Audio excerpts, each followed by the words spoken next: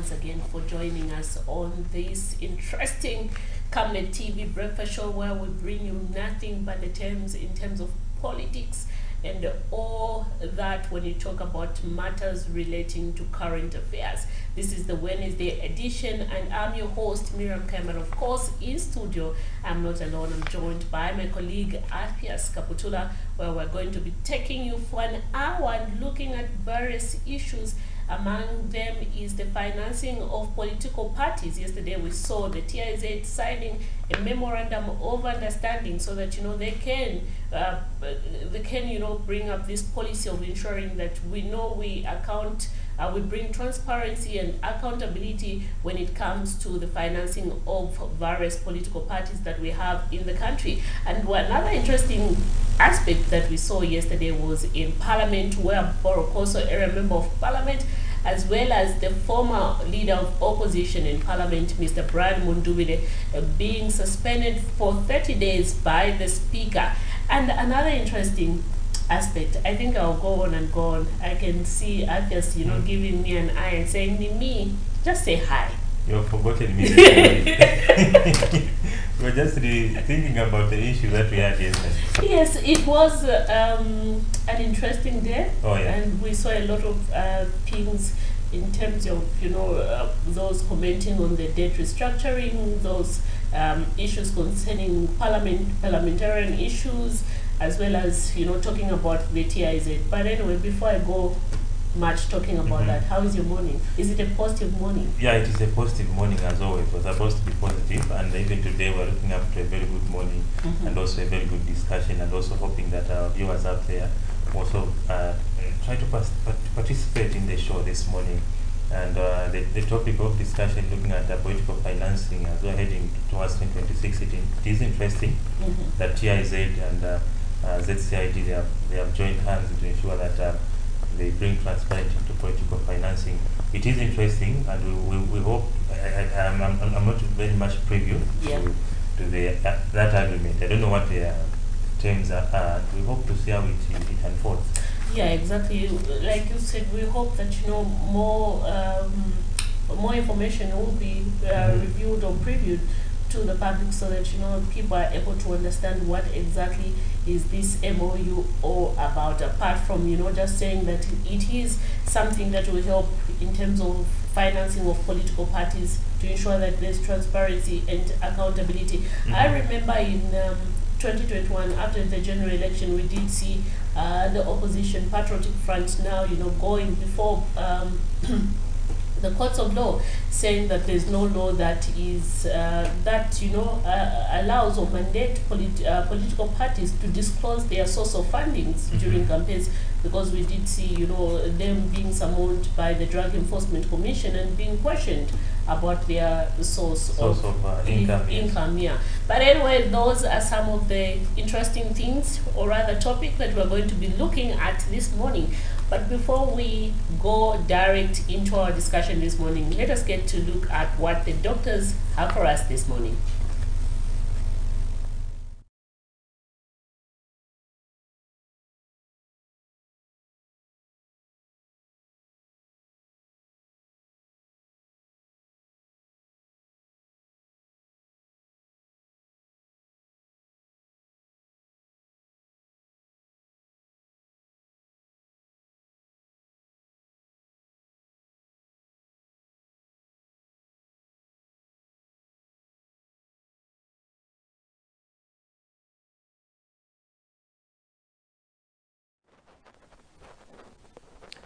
Hello, good morning, and welcome to the Health Corner here on the Breakfast Show. I am Dr. Nakomia Namfaya. So this week we are talking about asthma.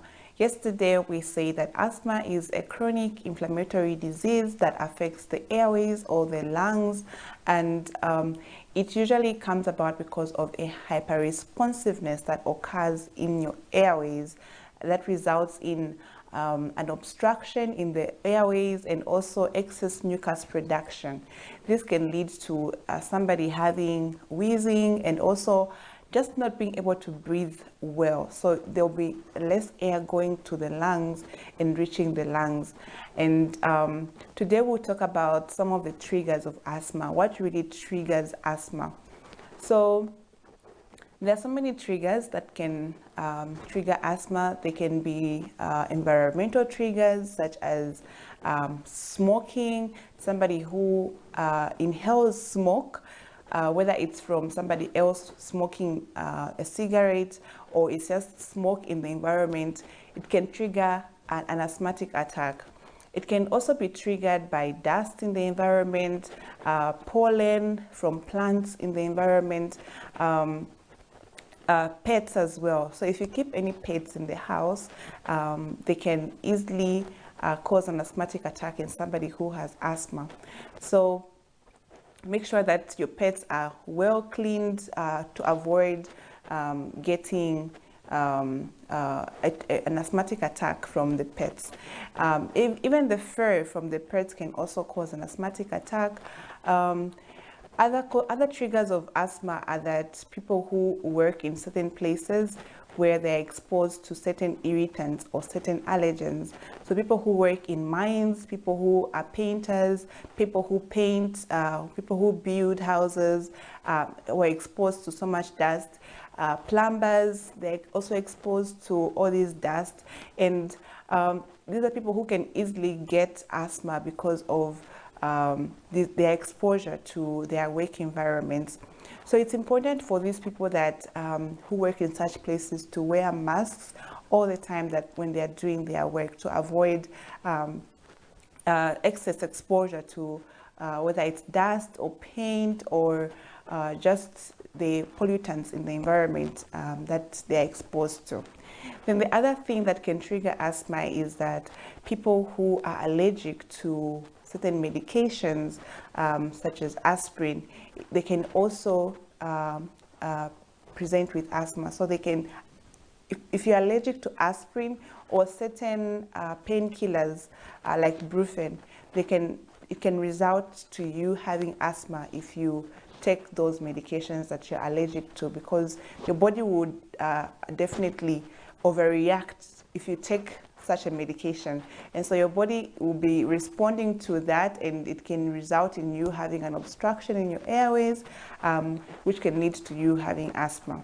So apart from that, exposure to cold air. So we're getting into the cold season, and it will be so cold, so people who have asthma can easily get an asthmatic attack.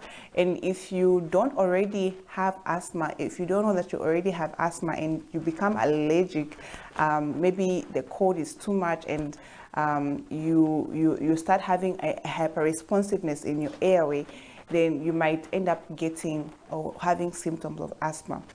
Then the other thing is that people who exercise, so if you exercise, sometimes it can lead to you having an asthmatic attack, especially if you already have asthma.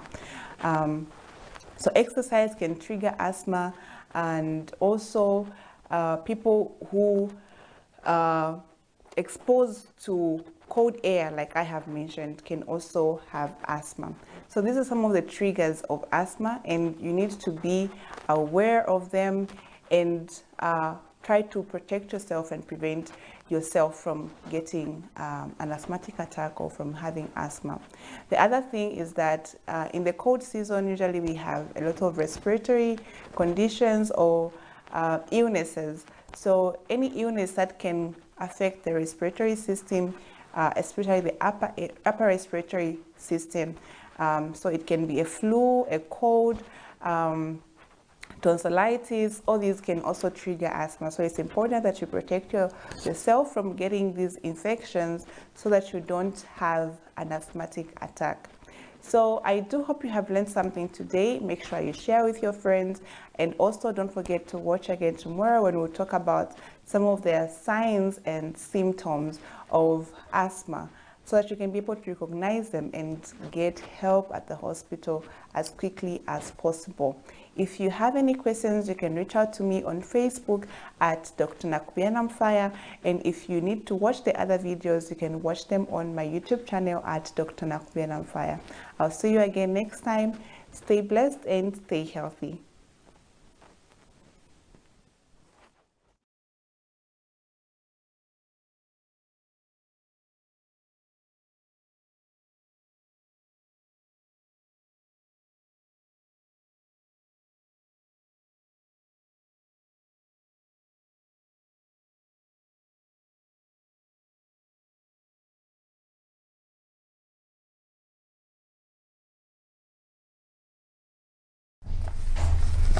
I hope you did learn one or two things there. Thank you so much, Doc, for those insightful tips.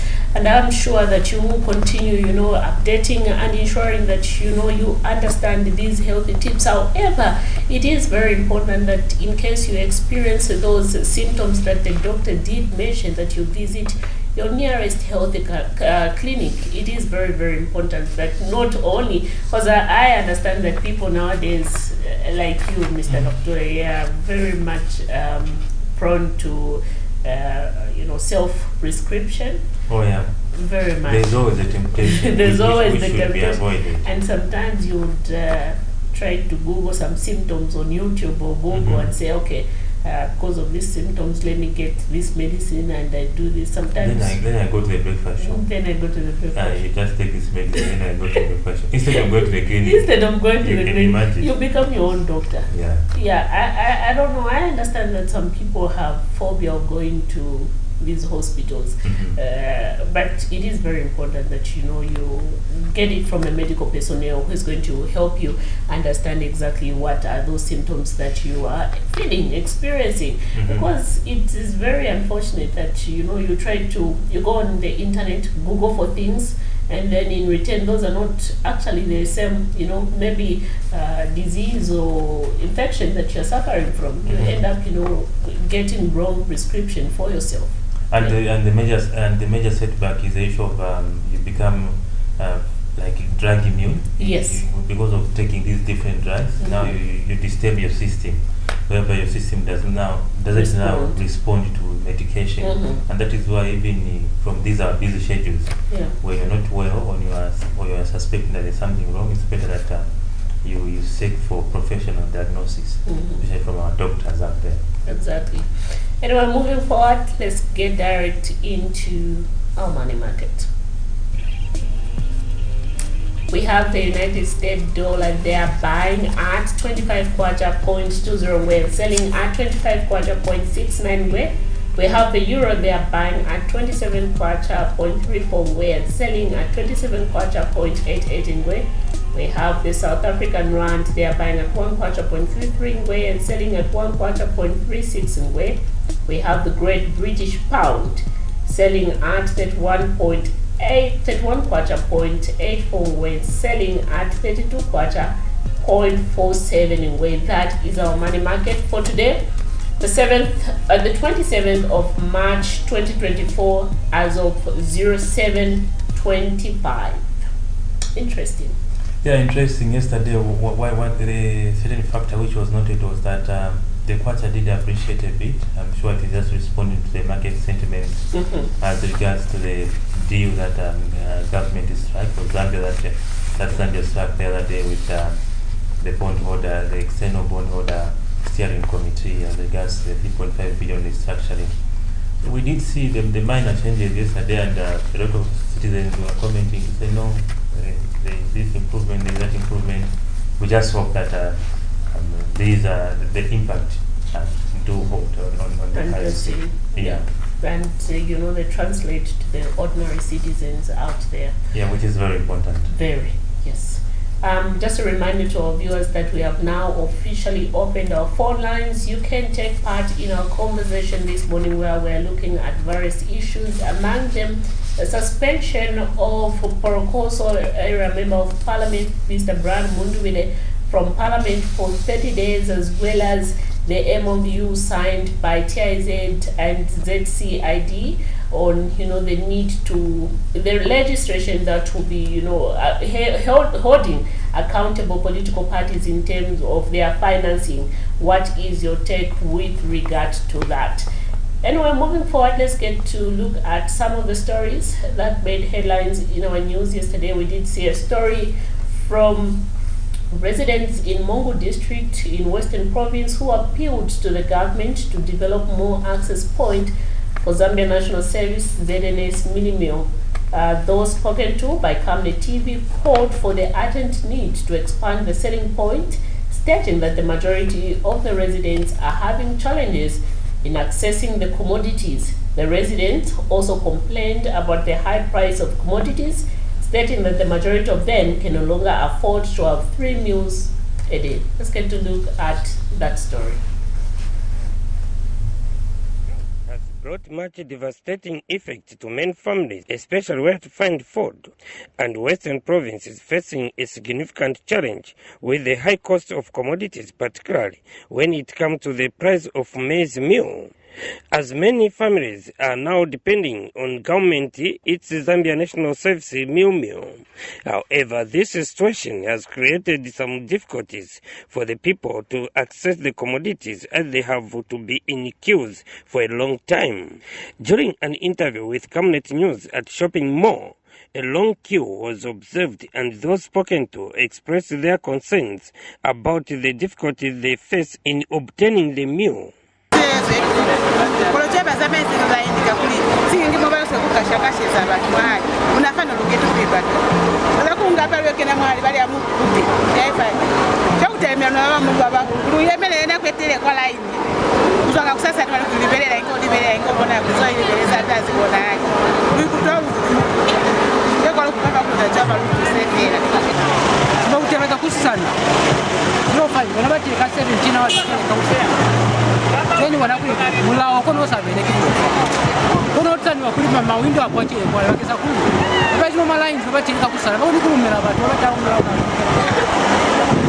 As a result, we are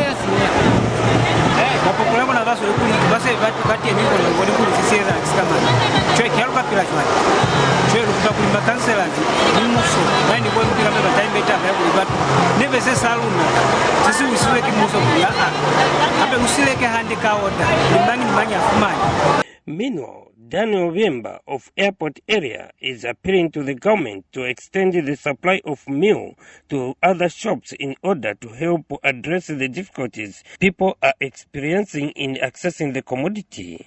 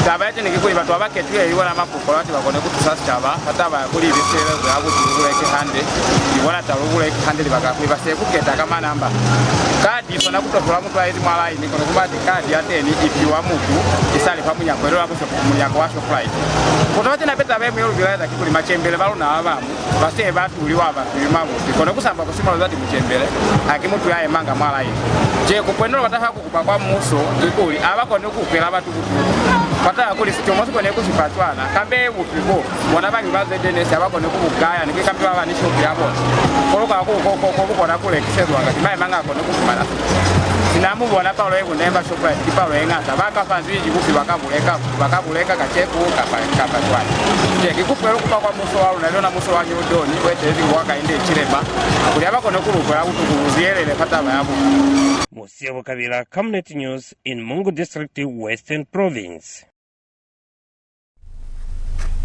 Those are residents in Mungu District, Western Province, who are complaining the government should expand or rather establish a lot of access point where they can purchase this ZNS minimum, because currently there are a long queue, as you can see from our correspondent there, who captured videos of people making queues just for them to have access to this minimum. We understand that this minimum was brought in place to cushion and the already high price of minimum that we have in the country.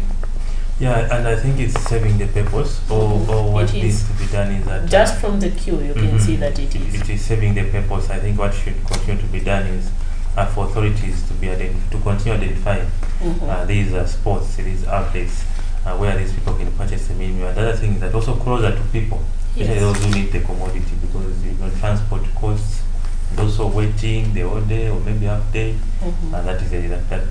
those are issues that should be eliminated. However, moving on, still with residents, back to Lusaka, where some residents of Lusaka's Mtendere compound have bemoaned the lack of adequate water supply in the area. Those spoken to by Camnet News explained that they are forced to draw water from far places, adding that the scarcity of water may cause health complications. You can just get to look at that story.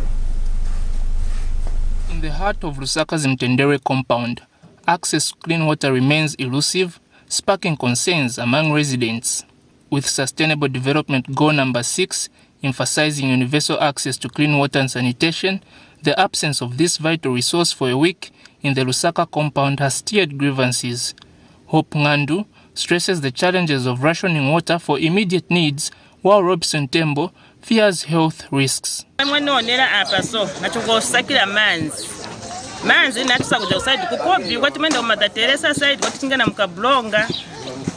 is a man's mind mutendea chibuto almost 1 week. Manchi tizaenda kuti. Shwa kusakira manzi tadema. Ngani yoku mwera mukamba tikulikolera. Maye kolera mine kolera izasira bwanji shwa manzi talo situza manzi mine yacho gamete chapati manzi ni ano moro maybe ni ya bwanji singazivi. So tizankala munjira ya bwanji. Chitandizeni koni prison wantu wakanso. Wakanso ndiyo mutipasa manzi. Amba tukuma fimanzi wamba mabo. Amba mabo amea tukuma manzi ni voipa. So wana zote wa maningi. Dena tuuza kumbiwa kaina utiti zapanga matoilet. Oma zapanga mwa toilet kuibe manzi. Kaza uti manzi aliku, tika kundu uta manzi aliku. Amba manzi kuribe. So hapa anuenzeka mana kasira lero kuti itenze koni. So kana kasira afisha kani kula boma. Kapela kula so ujite. Some have blamed persistent load shedding for exacerbating the situation, impacting both livelihoods and the daily life. Meanwhile, Lusaka Water Supply and Sanitation Company have attributed the fault to the power failure they experienced at 7C Booster Station, which is along Kamloops Road and supplies water to Mtendere. Lusaka Water Supply and Sanitation Company has further explained that the fault was rectified on Monday and it has started supplying water to the area. They have since urged those still experiencing the fault to get in touch. Chanda Mwango for Camnet News in Lusaka.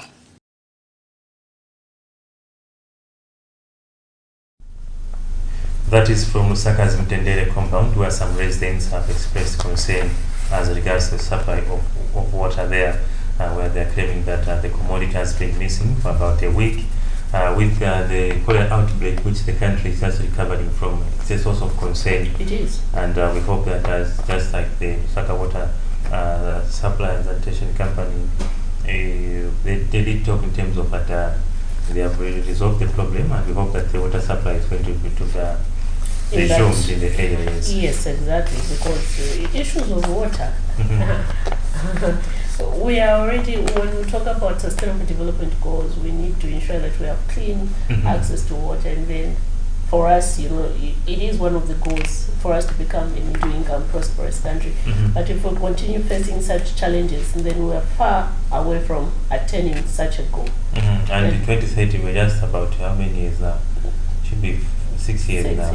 Yeah. To 5. So I was in the area. The other challenge is that that area, the same Lusaka Water and Sanitation Company, and also working with the Millennium Challenge, they have installed waterborne toilets. So currently, it's a challenge in that area. People have to move, even boarding buses. Those are some of the issues that were left out from the report. People are boarding buses in just go and answer the call of nature. Wow. To go at the nearest point, or maybe to go at the mall, because they can't use the toilets as normally because there is no water. There is no water. Yes. It's a challenge. It's a challenge. I think that's another story that we need to follow up and just, raise more awareness so that, the relevant authority can come through and ensure that this cause is addressed. And anyway, moving forward, just a reminder to our viewers that we are looking at the topic, or rather would want to get your take on what you think about the regulating of political party financing, their financing, where they get their financing. Yesterday we did see the TIZ and the Zambia Center for Inter-Party Dialogue, ZCID, signing a memorandum of understanding aimed at bringing transparency and accountability to the financing of political parties in Zambia. Speaking at the MOU signing ceremony in Lusaka, TIZ Executive Director Maurice Nyambe says the questionable source of finances of political parties is detrimental to the development of the nation, as it would lead to state capture by the donor to the parties once they form government. So the fear is, or rather the TIZ has rather, on various occasions said the failure to regulate political parties and their campaign fund might lead to you know, to state capture, saying that, you know, there's some donors who might come through and, you know, finance these political parties during the campaign, and once they form government, they might be given certain conditions which we might not be privy to as citizens of the country. Yeah, it is a step in the right direction. It is a step in the right direction, but my concern is that ZCID is usually it's not really prominent, especially when you just look at it in terms of influencing the decisions of especially major political parties. I think we have seen that even those who are sent to the helm of this establishment, they are usually from not maybe lack of a better word, but minor political parties. However, we hope that this move can gain momentum, especially with the ruling party and other major opposing political parties in the country, to ensure that I think transparency in terms of financing it's very good, it's welcome, and it has been a concern. And you did mention earlier that the Patriotic Front, yes, we saw some officials after the 2021 general election appear in court. And we also saw the former SG of the opposition political parties, that is Mr. Davis Mwina, being summoned by the Drug Enforcement Commission, and, you know, being asked these questions that in relation to their source of funds during the campaigns. And we did see him, you know, filing an application before the courts of law where he was saying there's no law that mandates political parties to disclose their source of funding during campaigns. So why should the Drug Enforcement Commission only, you know, select only the Patriotic Front to disclose? Why are they not, you know, targeting these other political parties? That was one of the submissions that Mr. Davis Miller had previously made before the courts of law. Yeah. And I think it's very important that you know, transparency even started from the time of general elections. Yes. Because, you know, a political party is a government in waiting. When you're in the opposition or you are in the ruling party, you want to return power, you are still a government in waiting. So it is very important that you don't just talk about transparency when you form government. Even when you're getting your source, your financing for campaigns and all that, I think the public deserve to know. And we wait to see the strategy and how they will go about in terms of galvanizing support among the political parties. Well, it's going to be very interesting. It is. It is very interesting because there's always a pushback in terms of accepting this notion, though and I think the other concern, sorry to cut you short, I think the other concern would be in my own opinion, rather my observation, I think was much consultation done in terms of, you know, sitting down the political parties that we have in the country, so that, you know, they understand the importance of this. Because we do not rather want to see a situation where this has been formulated and then there's now this, you know, setback from the political parties where they are hesitant, you know, to adhere to these regulations. Oh yeah, I think that is going to be expected. There's always a division. Others can say no, we're going to join. Others can, and especially it's very important that this movement, this pact should especially take with it the major opposing political parties, yes, and especially also the ruling party, if at all it's going to be meaningful. Yes, it is. It's a mandate. We're talking about political parties, so regardless, and we're talking about all political parties, as well as we're talking about accountability and transparency. So regardless of whether the ruling or the opposition, there's need to be accountability at the end of the day. Yeah. And we should be getting also some reactions over this same memorandum of understanding, just to get the individual members of ZCID in terms of are they in terms of welcoming the same arrangement? Yeah. Yeah, especially some secretary generals. I think it can be of help also to members of the public. Exactly. Anyway, let's also get to look at this story back to back with a story where Economic Front President Winter Kabimba says the announced Eurobond does not call for celebration but a reflection on production which better the lives of Zambians. Let's get to look at this story. The source of money by political parties in Zambia during their campaigns is an activity that has left many in question as to how they afford to fund all their activities seemingly at ease.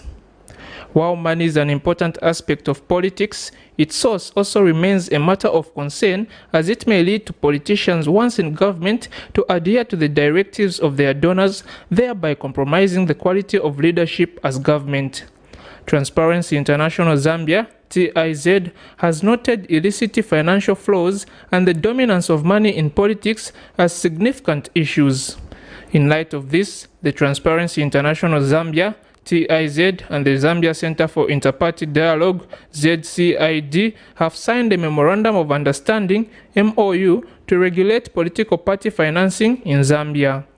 The signing of the MOU between TIZ and ZCID marks a crucial moment in the country's political landscape. The MOU aims to bring transparency and accountability to the financing of political parties in Zambia. According to Maurice Nyambe, the Executive Director of Transparency International Zambia, the unregulated flow of illicit financial funds and the dominance of political activities are a major concern that may compromise the quality of leadership in the country. Political party financing has continued to be a topical issue due to various reasons, such as the lack of a regulatory framework to regulate it, but also the apparent black curtain covering sources of finances for political party activities. One of the major concerns with the prevailing situation is that it has the potential to result in the flow of illicit finances, alienation and dominance of political activities by the rich and corrupt, since political players would use every means possible to seek political office.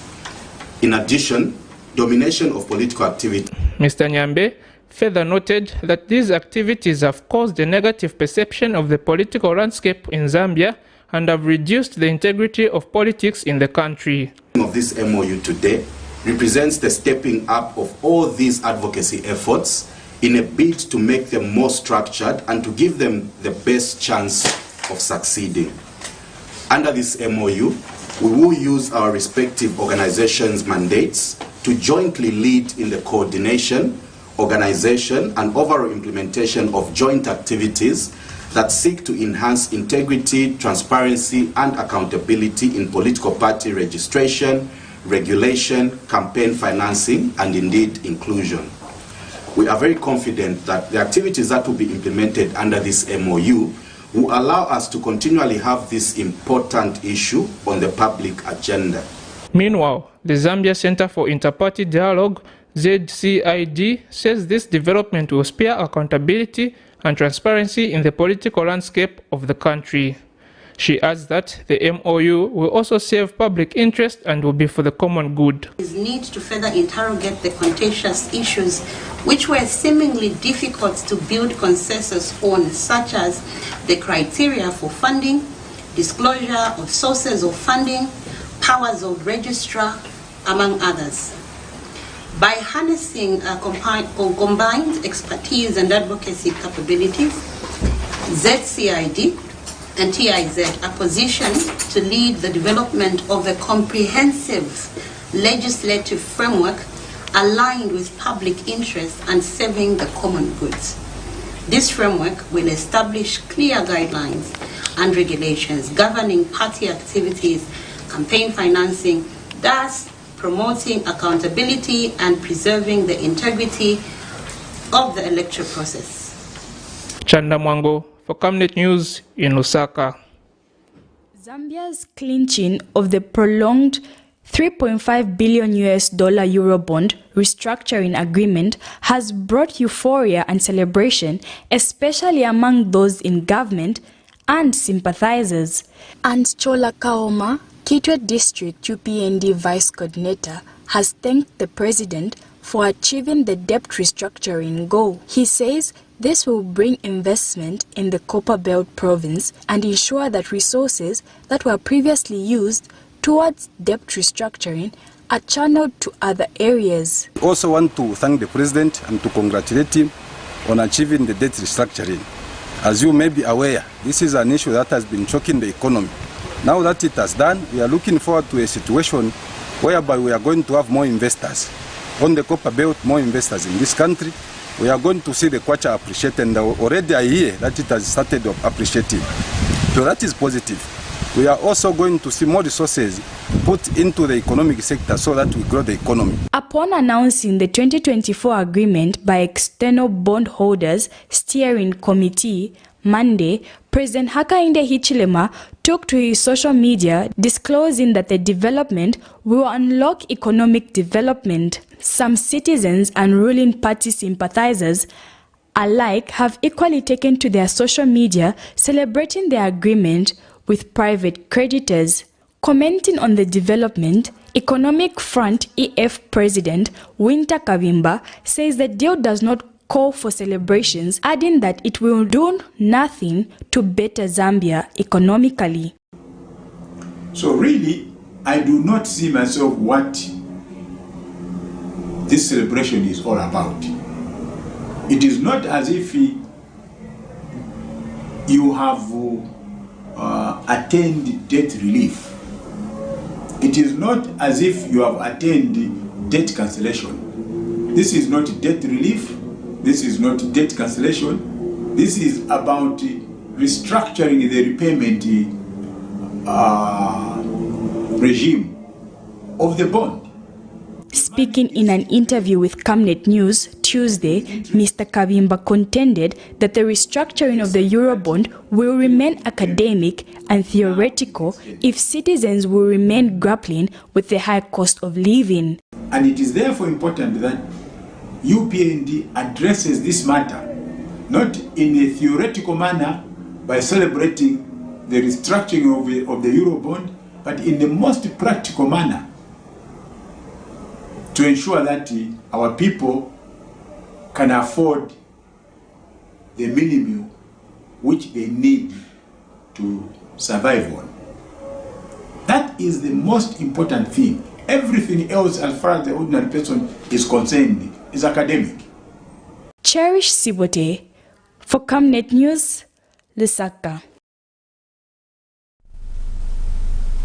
Interesting views there. We have ended with Economic Fund President there, Mr. Winter Kavimba, where he doesn't see the reason for celebrating the Eurobond, in as much as he welcomed it. He's calling for practical means of celebrating this whole achievement, and he's talking in terms of translating into the cost of living. But I thought it is the entire issue is driving to that. Yeah.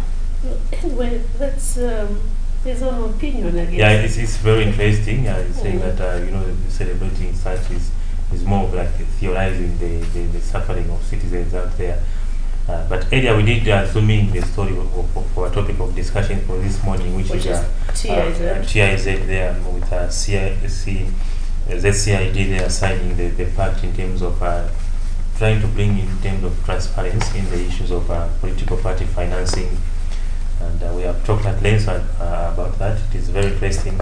Yeah, and also our viewers out there, you can be part of the conversation. You can share your view in terms of, do you think it is possible that political parties in Zambia can be regulated or can be transparent in terms of disclosing where their financing is coming from? Exactly, and interesting, we have Edwin Zulu who is watching us live on Facebook, and he says TIZ and ZCID who have scored a feast. You have done well. Political parties need to be accountable and transparent. We don't need blood money or money gotten from human traffic, drugs, or illicit activities.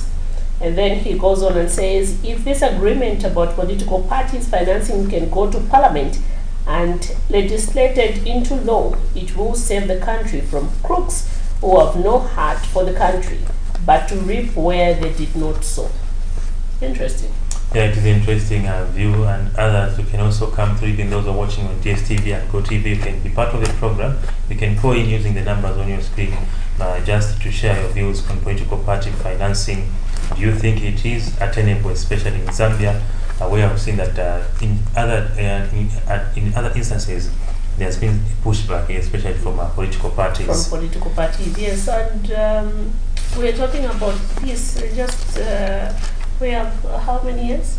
before we go into 2026 general elections? I think just 2 years. Maybe. 2 years. Just 2 years, Yes. but just about 2 years. 2 years. Thereabout. So this, of course, this move will need a lot of backing from various stakeholders. Talking about, of course, the area members of parliament. Backing this piece, put forth so that we can hold accountable various opposition political parties who in the country who are seeking office to govern this country. We need to know their source of funding. It's very unfortunate that one day we would wake up not knowing obvious that you are sold. Such things may be possible. You just wake up the entire country is sold. Yeah. And such moves are aimed at avoiding such. Yeah. Well, moving on, is still on the debt restructuring ladder, where we have an economist, Kelvin Chisanga, saying that the signing of the $3.5 billion with European bond holders is a significant milestone for the current administration and the country.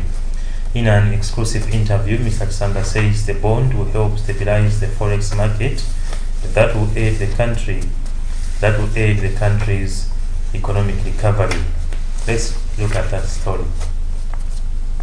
Taken to his social media Monday, His Excellency the Republican President, Mr. Hakainde Hichilema, announced to citizens, "It is done. Debt deal done with Eurobond holders of over $3.5 billion.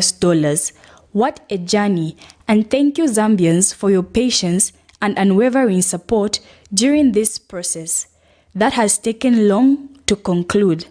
Now that it is done, our economy recovery is back on track." In 2020, Zambia defaulted to its creditors and made it known that they were unable to repay the debt that the country had accumulated. 4 years down the line, various measures have been put in place with various institutions, with the latest being the signing of the restructuring deal between Zambia and its two official creditors, China and India, in February. Zambia has March 25, 2024, signed a $3.5 billion bond with the European bond holders. An economist, Kelvin Chisanga, has congratulated the government, saying that debt restructuring was one of the biggest burdens on the country's economy. And the agreement that has taken place, it's a significant milestone which should not be even underrated in any way. Even when it comes to political sentiment, I think it should be fairly be done to say that what the current regime has done, despite some other element maybe thinking of saying we are some political agent, I think that should be washed away from our mind. What we need to do is the best of Zambia to ensure that we have this moderated in a very good effect.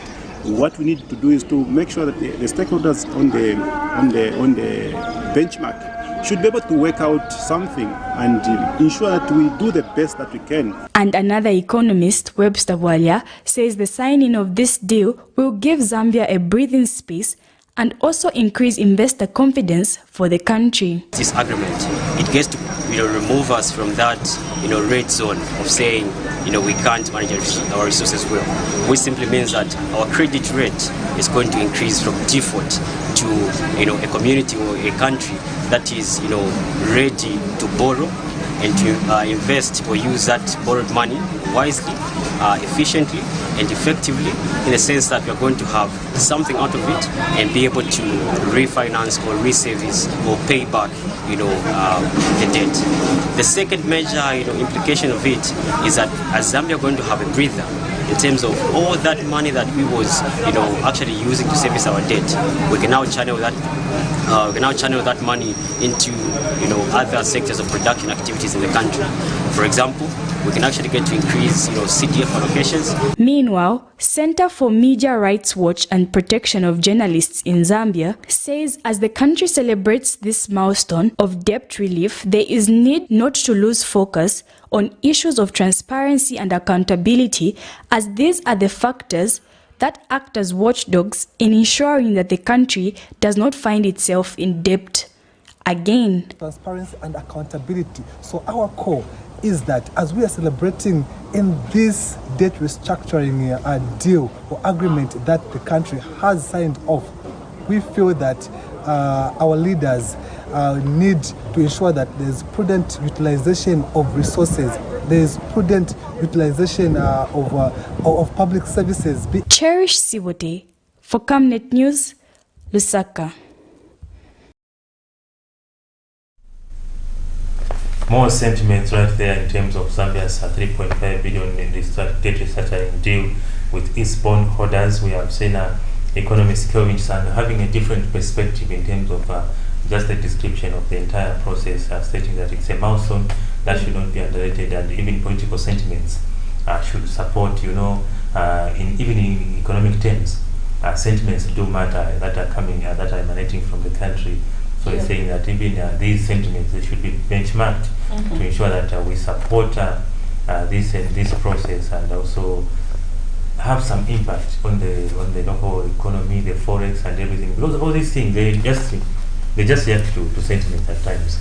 Exactly, and one thing that we shouldn't not forget is that most of the times, even if it's something that we should comment, would want always to politicize and just find a way. I understand that that's a duty of the opposition political parties to offer checks and balances, but there are some things that you give credit where it's due. Oh yeah, yeah. And there's some that I've seen on social media where they were then from a patriotic front during one of the posters, and they were putting this, fronting it as a promise that they are going to restructure the debt with the IMF and those issues. And I think at times, as I've said, we need to be objective and honest, and if there's something that is good, at least we give a benefit of that and see how it pans out. And it has been on the mouth of every Zambian and every stakeholder, even others even doubting to say this government can achieve the feat, and since it has been done, I think it must be given the respect that it deserves. Yeah, I know for a fact that most of the times our from these people have jotted out the high cost of living, pointed out that this administration made various promises in terms of reducing the price of minimum cooking and other commodities, essential commodities, as well as our currency itself, gaining value. But with the coming in of this Eurobond, the debt restructuring, we are hoping that certain things we must be heading in that direction. We must be heading in that direction, because these are especially the hopes that a lot of Zambians have. Like you saw the story that we played in Mongo, apart from people urging or appealing to the government to put in a lot of ZNX outlets where they can access cheaper minimum. They were also complaining about the high cost of living, on how they cannot afford to purchase, or rather buy the various commodities because of they don't have money. Yeah. I think on that note, Miriam, we should be coming to the end of the program. It has been awesome, and just discussing in terms of the agreement between ZCIG and the Transparency International Zambia as far as political financing is concerned. We're hoping that the movement is going to gain momentum. Transparency issues, they matter to everyone, even those in opposition, those in government. They are issue of resources and development.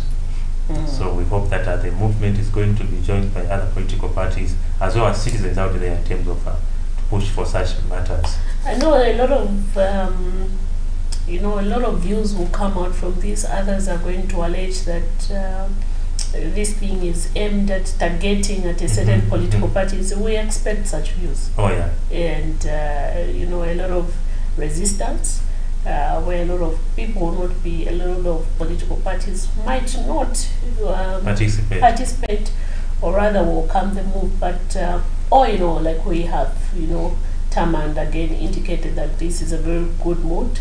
And of ensuring that there's accountability and transparency in terms of financing, where these political parties get their source of funding. Because most of the times we just see a lot of billboard being put, a lot of materials being distributed, a lot of what. And we also get to see at the end of the day a report from TIZ on how much was spent on billboard by these certain political parties. and so on and so forth. So there's need that, you know, we account for these fundings. Yeah. Well, on that note, we have come to the end of the program. It has been awesome that you joined us this morning. Ourselves, we're ending here, but we are still ending with a story from Parliament, which we didn't zoom in. From myself, Afias Kaptura and Miriam Kaimba, thank you very much for watching. Bye for now. 30 days is a buzzword in Zambia's National Assembly. Following the recent suspension of Petauke Independent Member of Parliament Emmanuel Banda, popularly known as JJ Banda, for 30 days, Borokoso Member of Parliament Brian Mundubile has gone the similar route. Mr. Mundubile, who is also former leader of the opposition in Parliament, was Tuesday 26th March 2024 suspended for 30 days from Parliament. This follows the breach of parliamentary privileges and contempt of the House that sparked in 2023. Commend that Mr. B.M. Mundubile MP be suspended from the National Assembly for 30 days. I fully endorse the committee's recommendation. Therefore, in accordance with Section 28(2) of the National Assembly Powers and Privileges Act, I now put the question. The question is that the House accordingly suspends Mr. B.M. Mundubile MP for a period of 30 days. As many as are of that opinion say aye. Aye. Of the contrary say no.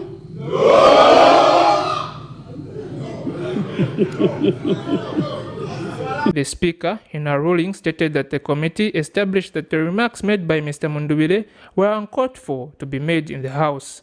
The ruling, which had caused a division, had to be put to a vote, with yes getting 71 votes, while no got 42 with 1 abstention. I wish to inform you that in accordance with Section 28(3) of the National Assembly Powers and Privileges Act, during the period of your suspension, you shall not enter the precincts of the Assembly, and this extends to the National Assembly Motel.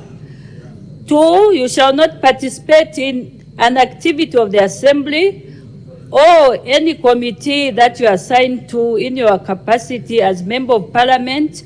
And 3, you shall not be paid the salary or allowance that you are entitled to as a member. It is my earnest hope that this will be the last time you show such undesirable conduct. I now order Mr. B.M. Mundubile MP to proceed on the 30 days suspension with effect from today, Tuesday 26th March to 24th April 2024, as resolved by the House. I thank you. Meanwhile, earlier outspoken Lumezi Member of Parliament Munia Zulu was made to apologize for misleading the House. This was after he gave the Speaker false information regarding an attack by Mike Mposha. Speaker, I, Munir Zulu, Member of Parliament for Lumezi constituency, in my personal capacity, do hereby unreservedly apologize to this august House and to you, Madam Speaker, for threatening violence towards Honorable M.E. Mposha, MP. Order, honorable members, order. You are disturbing the honorable member on the floor. You may continue, honorable member for Lumezi. When is the 11th of October 2023, and for knowingly misleading the honorable Madam Speaker by lodging a false complaint against Honorable M. Mposha MP, which was slanderous not only to him but to the House as a whole. Full stop. Madam. Chanda Mwango for Camnet News in Lusaka.